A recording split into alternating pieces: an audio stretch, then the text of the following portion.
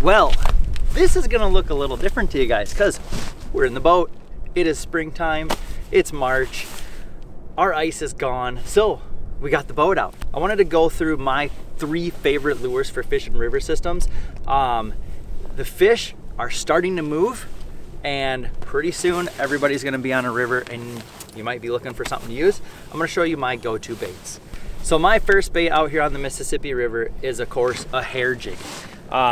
You can buy these in little packs. They come with the stinger hook, and the stinger hook is basically, there's a little bit of paint, like it's almost like plasti dip just wrapped around the line. You poke the hook through there, and then the stinger hook is on the back, because these springtime walleye, with a lot of times they're barely gonna nip at it, and that little stinger hook is there to, you know, sting them. That's why we call it a stinger hook. But this is just a little purple and black with a stinger hook.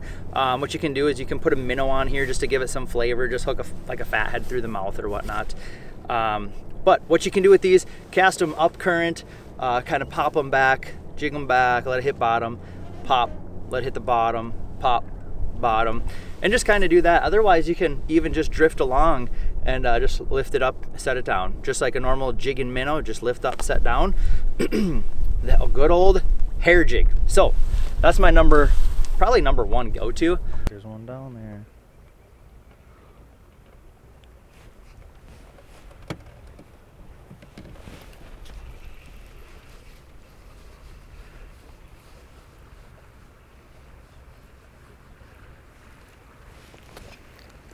Little tiny guy, little sauger.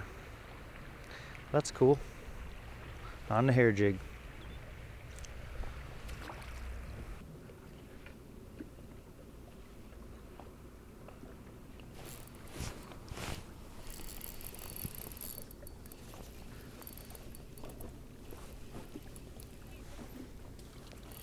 Oh, good sauger. This guy's got a chunk taken out of the side of him. Pretty fish. Look at them spots.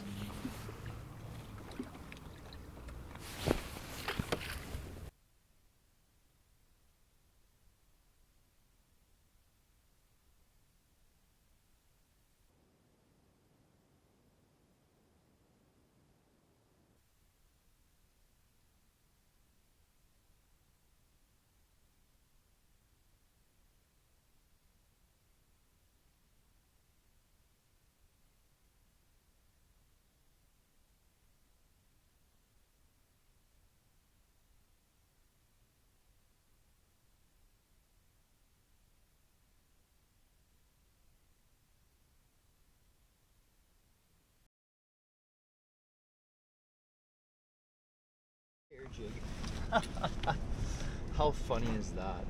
That's a good smallie too. Not what we're after, but hey, we will take it.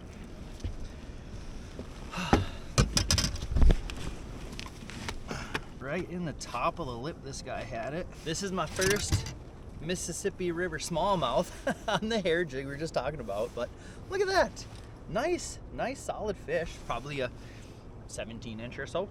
Solid. Let's go back, buddy.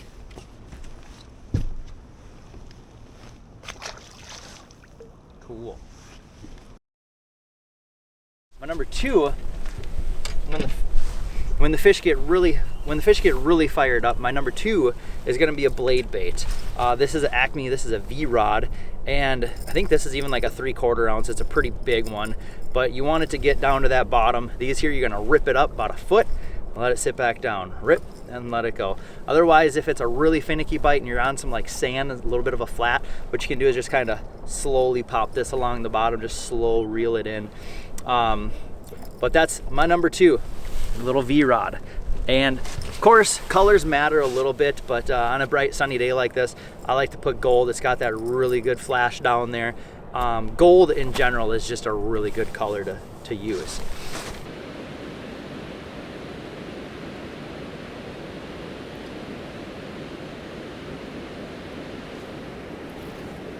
There we go, fish on.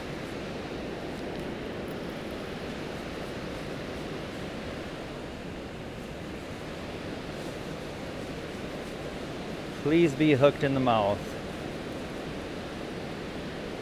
Oh my God, it's a huge perch. Huge perch. Look at that perch. And it's in the mouth. Wild.